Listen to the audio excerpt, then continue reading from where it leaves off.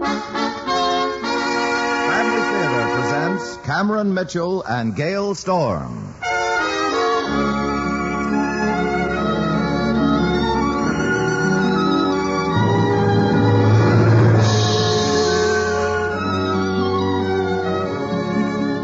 From Hollywood, the Mutual Network, in cooperation with Family Theater, presents Counterplot, starring Cameron Mitchell. And now, here is your hostess, Gale Storm.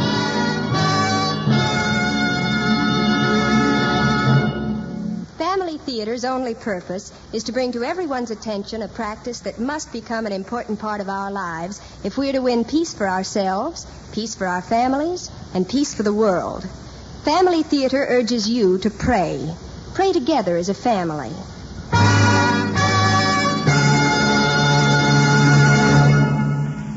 And now to our transcribed drama, Counterplot, starring Cameron Mitchell as Emil.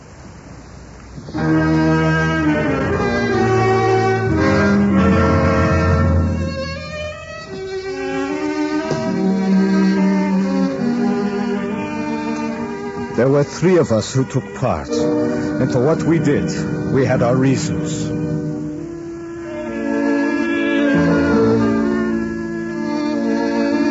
It was 9:30 that night when we met at a table outside the little cafe on Wernerstrasse. I had known Pavlik since I was a boy, and when Marie and I fled our homeland 2 years ago, it had been Pavlik who helped. Pavlik who stole the passports and forged the visas. Without him, I wouldn't be alive today. But I did not know the other man, and there was something about him. Something about his cold hand when I reached out to shake it that I did not like. Emir, this is Alex. Hello. Pleasure. I consider it a pleasure. I've told him most of it. Well, let's sit down. My feet are killing me. By all means.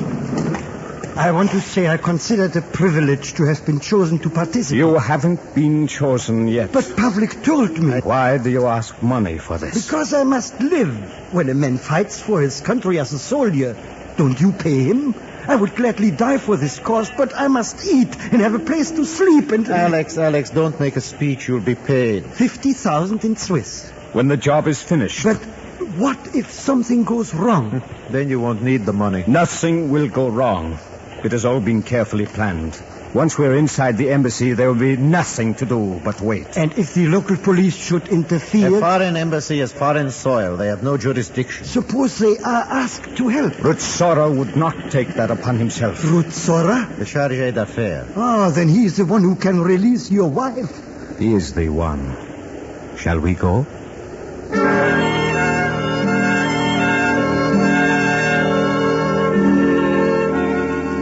It was 8 minutes to 10 when Pavlik turned his car into the little alley across the street from the embassy. We sat there in the shadows while I unpacked the machine pistols from the suitcase.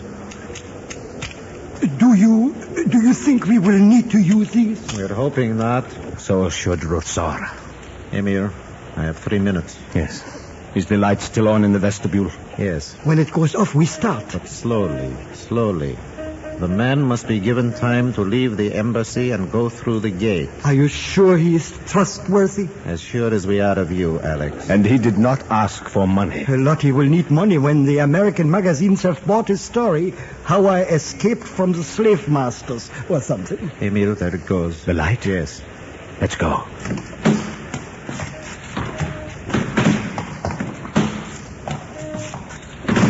Will he leave the gate open? That's just what he'll do. Through the gate.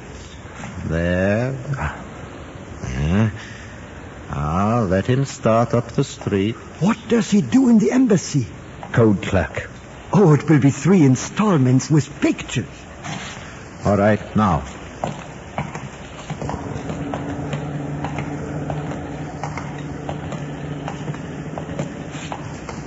The gate's open. You see, Alex? He was trustworthy.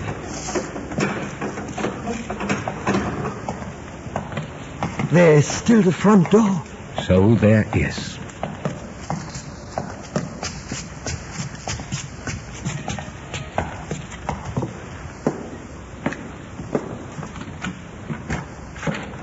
Unlocked. Extremely trustworthy.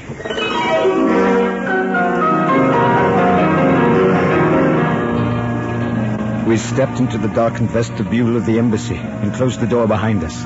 It was a 3-story building with Rutzora's room on the top floor, which was the reason there had to be 3 men. Alex guarding the front entrance and vestibule that opened onto the connecting corridor to the staff offices and the back door below stairs. Pavlik stationed on the second-floor landing overlooking the main staircase and the street. And finally, the man who would climb to the 3rd floor and let himself into the room where Rutzora was sleeping.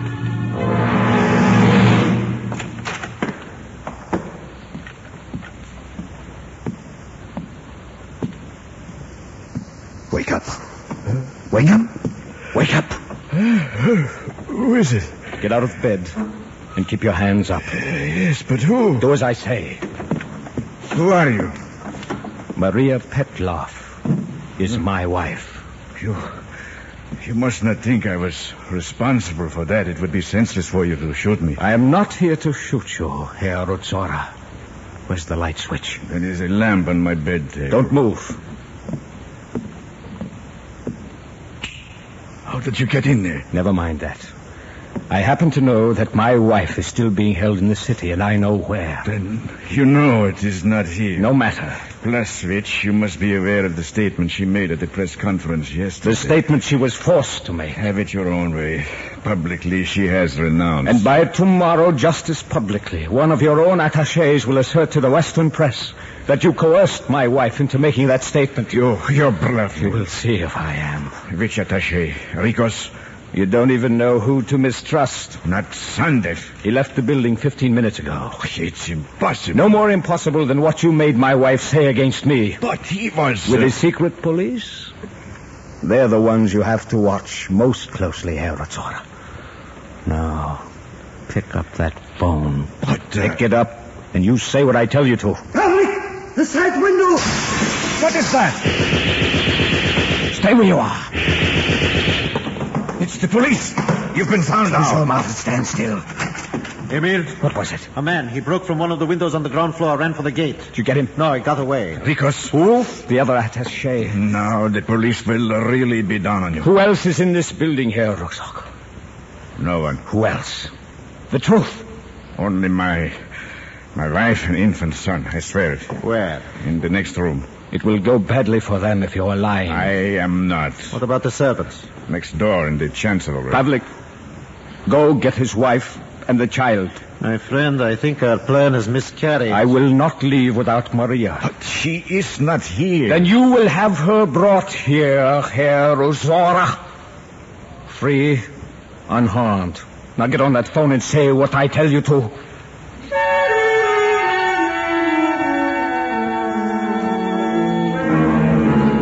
While Rutzora called the other legation across the city where Maria had been transferred in protective custody, Pavlik went into the adjoining bedroom, returned a few moments later with a small, thin-faced woman who carried a sleeping infant in her arms. Her face was white with fear, and her fingers trembled. This must have been how Maria looked that morning, a week ago, when 2 members of Rutzora's secret police posing as friends of mine came to our apartment and told her I'd been injured in an automobile accident and she must come right away. I thought of that. Then I stopped feeling sorry for any trembling woman or sleeping child of Maxim Rutzora's. Yes, that's right. Here at the embassy. Yes, it's just a moment. Do you wish to add anything personally, Herr Petlov? Maxim, what is the matter? In a minute. They understand that my wife must be delivered here within half an hour. Perfectly. Then I have nothing to add. Very well. Hello? Yes, that seems to be all. Yes, goodbye. Maxim, what is happening? It will be all right. But these men with guns. It will be all right, I tell you. We will be here only a little while, Madame Rutzora. After that, both our families can be peacefully reunited. Pavlik! Who's that? I told you to guard the front door. There are police cars pulling up and trucks with floodlights. Get downstairs and stay there. Yes, I think we'd better all go downstairs, Pavlik. May I put the baby in his crib? No. I'm sorry. Oh, my friend, this is not going well. Not well at all. It will go better. You will see.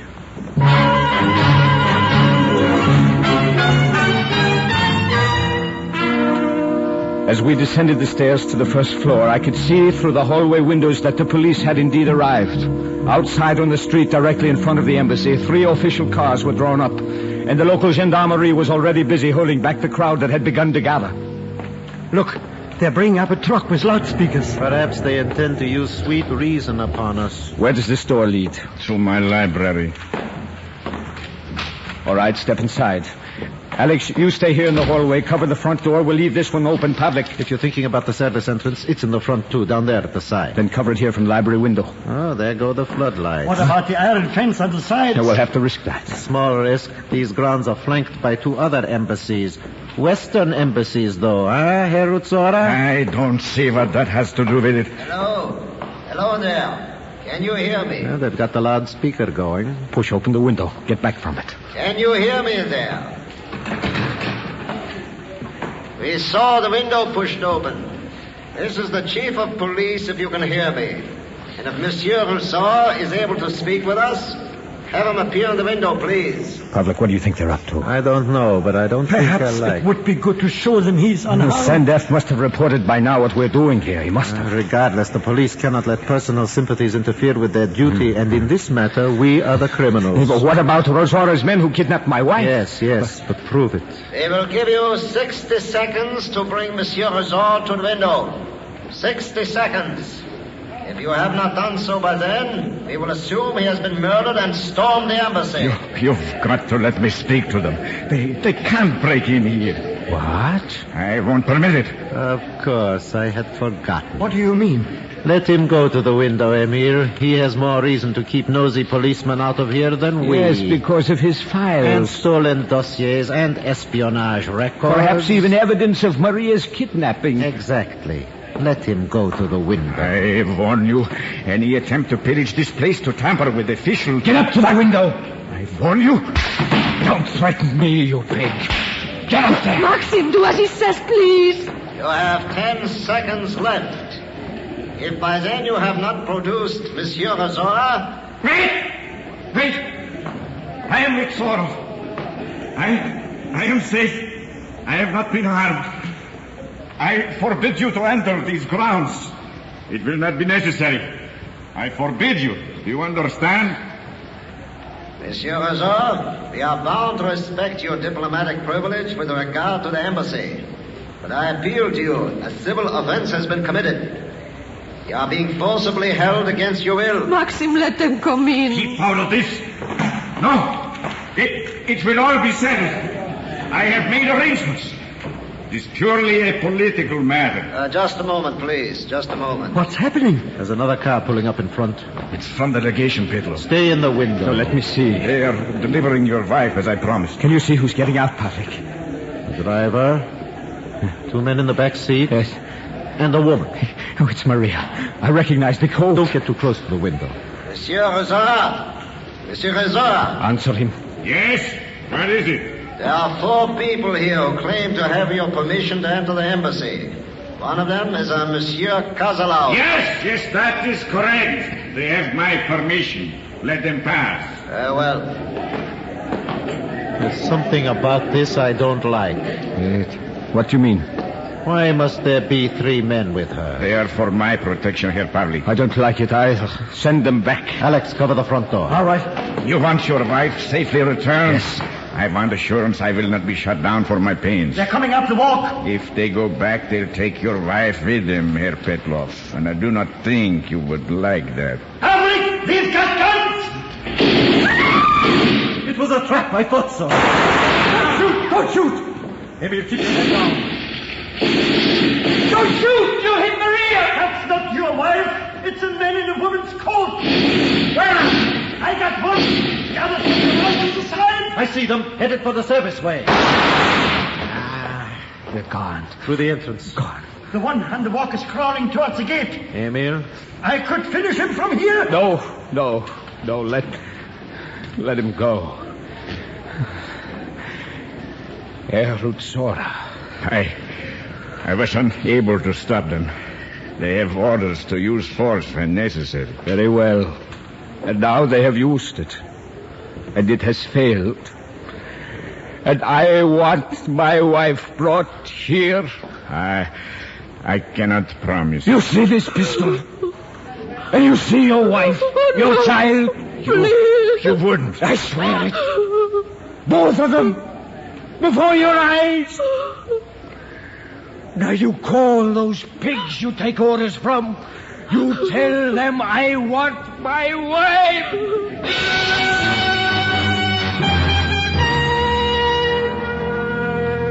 I got on the phone again, and this time there was no nonsense.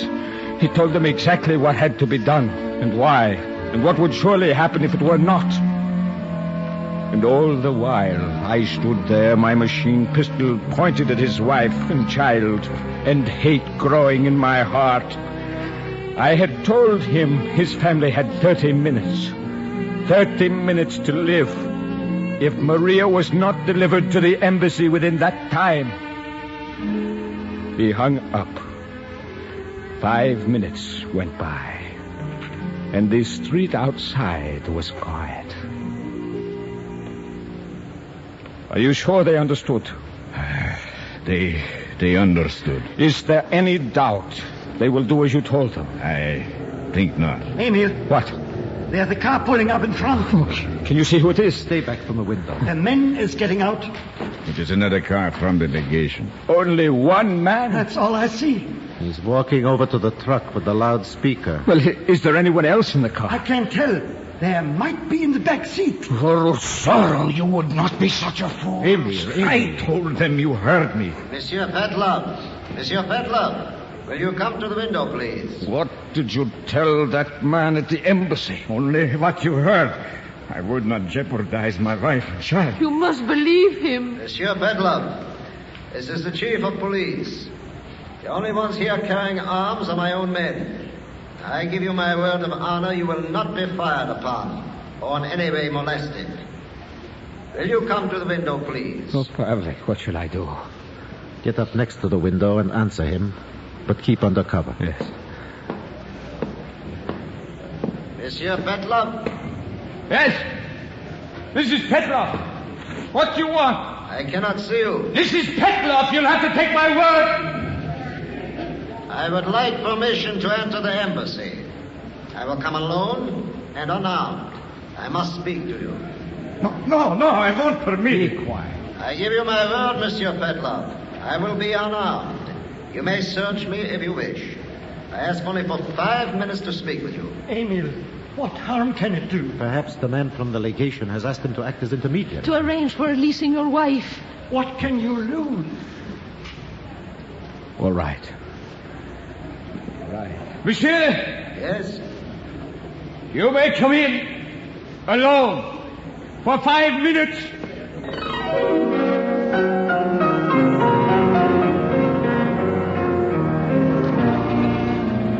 While Pavlik held his pistol on Maxim Rozora and his family, I went into the vestibule with Alex to watch the chief of police come through the gate and up the wide walk toward the front door of the embassy.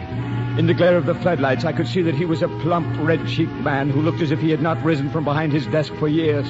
But he came without hesitation, his arms swinging lightly at his sides, his step jaunty, confident. And just as he reached the door, Alex swung it open and stepped back. Both our guns were trained on that opening. Monsieur Petlov? Step inside. Close the door behind you. Search him, Alex. Nothing. What is it you wish to say to me? Is there somewhere we can sit down? Those chairs at the end of the vestibule? No, they will do nicely. Watch the door, Alex. If anyone moves through the gate, shoot. Very well.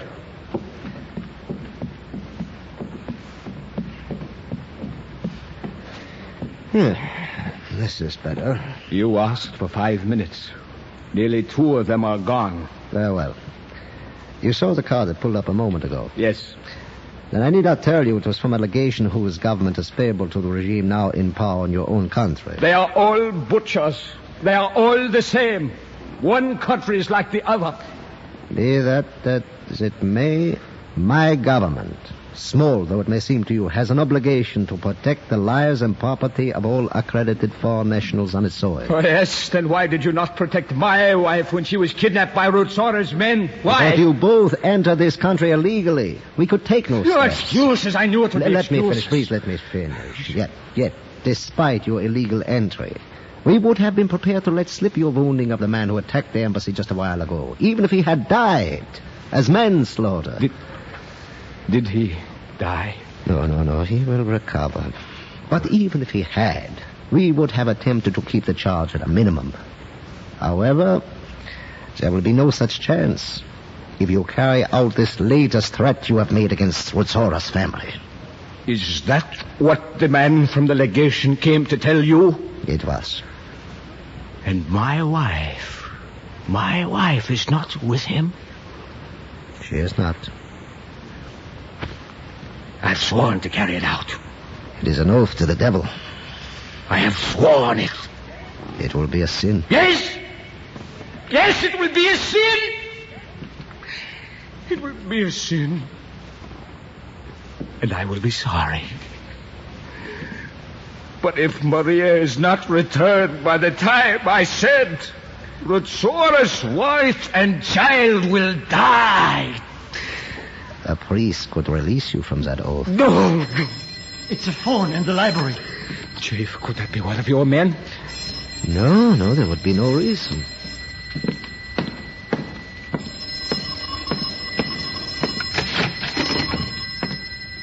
Hello? Yes. Just a minute. Who is it, Pavlik? It's the other legation for Herr Rutzora. Let me talk to them. Is it all right, Emil? Yes, let him talk to them. Here. Hello? Yes, and... But you must understand, it is the lives of my family that are at stake. I know that we cannot permit ourselves to be intimidated, but my wife and child will be murdered if we don't release her. I am your superior. I order it. I will answer to the minister. You must release her. I promise you, if that woman is not released and brought here to the embassy within 15 minutes, I will expose it all. The documents are here. Yes, I believe in a regime. But I will not see my family sacrificed to make 15 lines in the American press. I take the responsibility. Release her immediately. Well? She will be here. Have no doubt of it.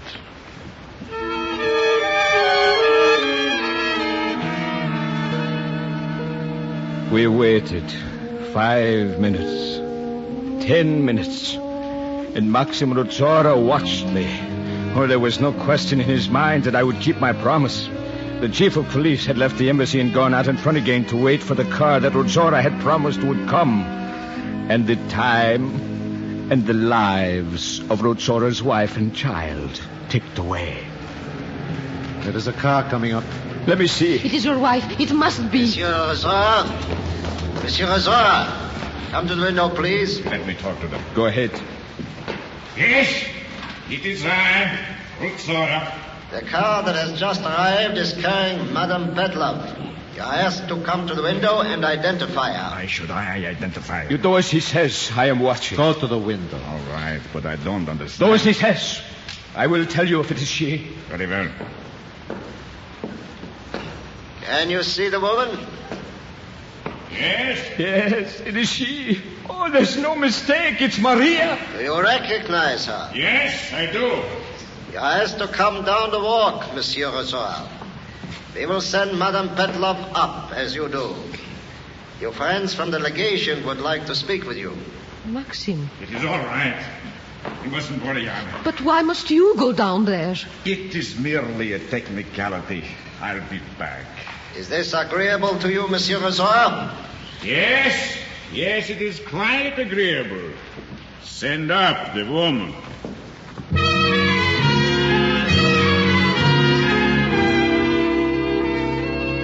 I watched him go down the walk toward the gate as Maria approached, smiling and free at last. She passed him and ran up to the door of the embassy with her arms outstretched, her eyes wet with tears. And even as I took her in my arms, I could not help watching Rozzora, his head bowed, as he went through the gate and stepped into the limousine that was waiting. It drove off, and Pavlik and Alex walked with us down to the gate that led to freedom. And then at the last moment, I remembered something and turned. And there, standing on the veranda, was Madame Rozzora, alone, her infant in her arms, looking past us at the disappearing taillights of the car that was taking her husband away. And I could tell she knew that from now on, she would always be alone.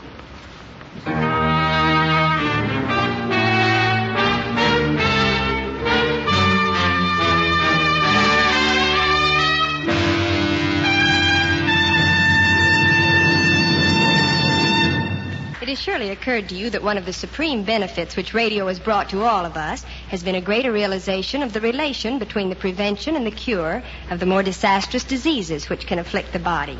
Well, I know that some serious and honest people are often inclined to believe that all the storm warnings about these diseases may possibly make some people jittery and over-fearful. The talk of dangers simply multiply the number of fears a person has to deal with. But all in all, most of us know that the great source of fear is the unknown, not the known, and that the more we know of the nature and strategy and tactics of an enemy or a disease, the less morbid our fears become. Out of knowledge comes remedies and prevention strategy. It is the same with the diseases and maladies that can afflict the modern family. Family well-being, like personal physical health, is maintained in the very first place by forestalling what is dangerous to its unity and peace and its harmonious growth. Family theater, therefore, uses the wonderful medium of radio to emphasize the place of prayer in the family. Family prayer is the first and most important bulwark against all the personal and social forces which are enemies of the family, because it relates the family to God. And what ultimate power has any human set of forces against God's power? That's why we say, with confidence, that the family that prays together stays together.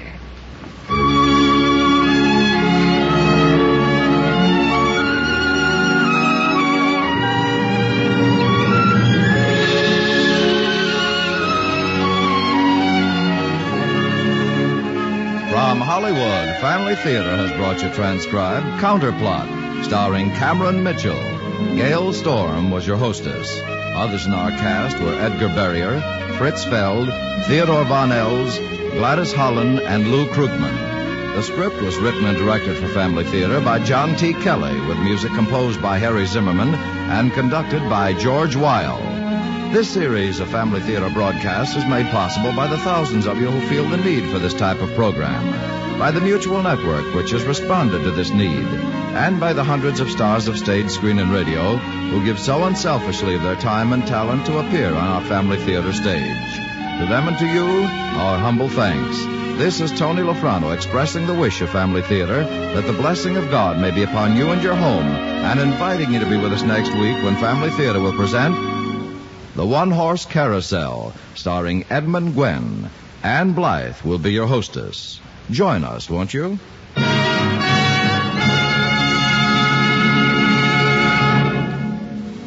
Family Theater is broadcast throughout the world and originates in the Hollywood studios of the world's largest network. This is Mutual, the radio network for all America.